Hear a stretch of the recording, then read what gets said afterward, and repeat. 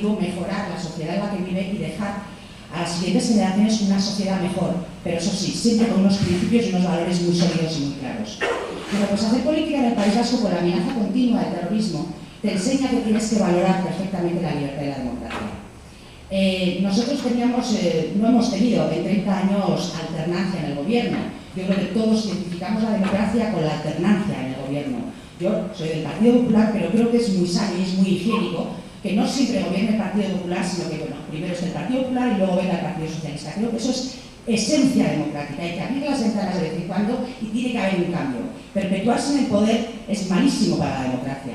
Bueno, pues en el País Vasco durante 30 años hemos tenido gobiernos nacionalistas y quienes estábamos en la oposición decíamos, bueno, bastante hacemos con sobrevivir.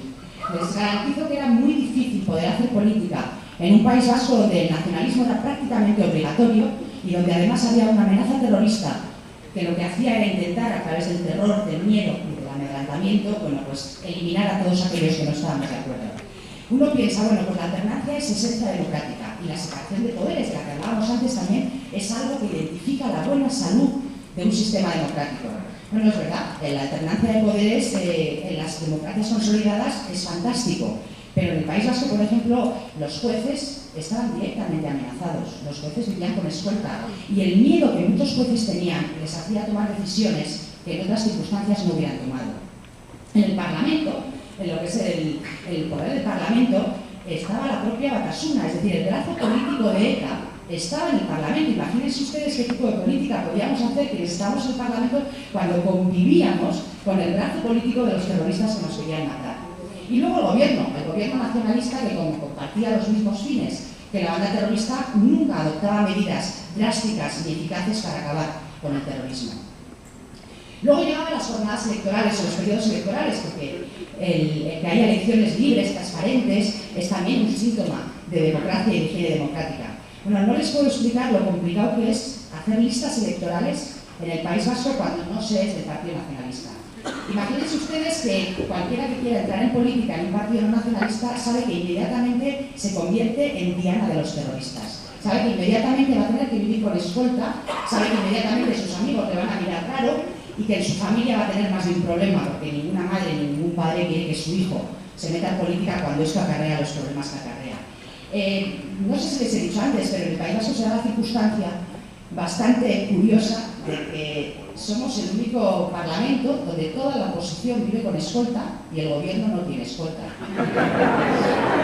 Me reconocerán que es curioso, es decir, bueno, pues todo el mundo interpreta que quienes ejercen el gobierno llevan escolta, pero la oposición, bueno, pues les garantizo que hasta hace escasamente 3 meses toda la oposición vivíamos con escolta y el gobierno vivía tranquilamente. Eso es un síntoma de anormalidad democrática. Hacer campaña es complicado porque, claro, como les digo, vamos con escolta y los ciudadanos tienen cierto rechazo a acercarse a todos aquellos que vamos con escolta.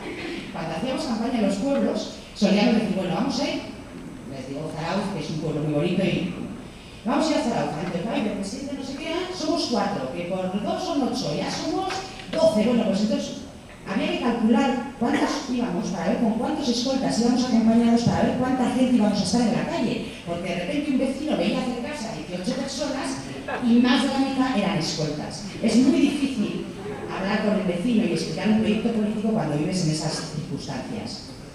Este año ha habido elecciones y yo les tengo que confesar que por primera vez en los últimos 10 años he podido ir a votar con mi familia. Yo estaba en política hasta el año pasado, en el que voluntariamente decidí abandonar la política y, como les digo, los últimos 10 años pues yo era candidata a la alcaldía, candidata a Lehendakari y siempre tenía algún cargo. Y nunca he podido votar tranquilo. Siempre había quienes me estaban esperando con pancartas, con carteles, me empujaban, me insultaban, yo iba rodeada de escoltas. Y a mí me parece que lo de votar en familia, pues familia que vota unida permanece unida. Yo creo que, sinceramente, creo que enseñar a los niños desde pequeños la importancia del día de la votación, lo importante que es ir a ejercer cada uno ese derecho que te da poder decidir quién quieres que te gobierne, creo que es fundamental. Bueno, pues este año, por primera vez desde hace más de 10 años, he podido por fin ir a votar tranquilamente, porque ya no soy una amenaza para nadie y porque se han olvidado de mi existencia y he podido ir con mis niños y explicarles lo que es todo lo del voto. Bueno, yo todo esto les cuento y les explico, porque quiero trasladarles un mensaje de esperanza. Es decir, es verdad que ninguna situación es igual que otra. Es verdad que lo que ustedes viven aquí aquí en América Latina.